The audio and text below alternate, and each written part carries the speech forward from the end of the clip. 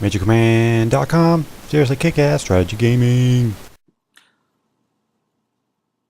So this is our newest map, Nukes. I love it, a lot of people love it, but as our newest and by far most complicated map, we've been getting a lot of questions about it. One that's popped up is, how do I attack the missile? Well, I'm going to show you. I'm down here in the south, I am the Black Armies. Cardinals is the Cyan Armies in the north. As you can see, he's already taken his first missile. Now you can only attack your own missile, red to red, blue to blue, through a silo, which are these, they look like silos, they also look like tires with those like little Ben-Hur spikes coming out of them. So what you'll want to do, if you want to do it all in one turn, which we're going to try to do here, dice permitting,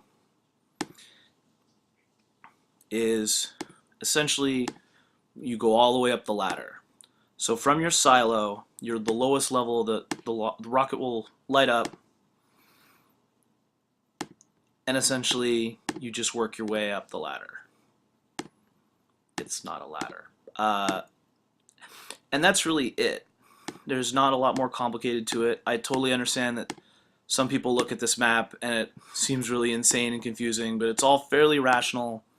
Read the brief, you're good to go. Ask any staff a question and they'll be happy to answer. So there it is, managed to get the whole boat. So that is taking your missile. This is the highest you can attack. But this alone will not allow you to fire off your nuclear weapon, and we'll cover that in a subsequent video. Thanks for watching, and again, if you have any particular questions, you can go ahead and feel free to send me a message in Cadenza. I don't know if I said that at the beginning. And thanks for watching. Greetings, and welcome to another handy little video showing you how to play some of the more interesting concepts in nukes. This is Incandenza, and today I'm going to nuke someone. This is sort of the preferred endgame. Doesn't always end up like this, but it's pretty cool when it does. So as you see in the tab, I am actually in the US. You need to have the president, the target, and the entire missile. Obviously, if you're in the Soviet Union, you need the premier down here, the Soviet target, and the Soviet missile. What happens is when you hit begin turn, begin turn is, yeah, there we go. Save for later. But you'll see that on my nuclear weapon, my nuclear launch turret went from 1 neutral to 125.